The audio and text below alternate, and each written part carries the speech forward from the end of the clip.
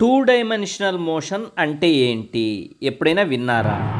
ఇక్కడ చూడండి, ఒక బస్సు హారిజాంటల్గా ఒకే డైరెక్షన్లో వెళ్తున్నది. అంటే దాని మోషన్ ఎట్టున్నట్టు అలాంగ్ ఎక్స్ యాక్సిస్ వెంబడి. అలా కాకుండా ఇప్పుడు ఒక రాకెట్ మోషన్ అబ్జర్వ్ చేద్దాం. ఆ రాకెట్ నిటారుగా పైకి అంటే వర్టికలీ అప్వర్డ్ డైరెక్షన్లో వెళ్తున్నది. అంటే దాని మోషన్ వై యాక్సిస్ వెంబడి ఉన్నట్టు. కరెక్టేనా? అలా కాకుండా ఇప్పుడు ఒక షార్ట్ పుట్ని త్రో చేస్తున్నాడు అతను. ఆ షార్ట్ పుట్ ఏం చేసింది? పెరాబోలిక్ పాత్లో వెళ్ళి అవతల పడిపోయింది. దాని మోషన్ని మనం జాగ్రత్తగా అబ్జర్వ్ చేస్తే అది ఏదైనా ఒక టైంలో పి అనే పాయింట్ దగ్గర ఉందనుకోండి. మరి పి అనే పాయింట్ దగ్గర దానికి హారిజాంటల్ డైరెక్షన్లో డిస్ప్లేస్మెంట్ ఉంది.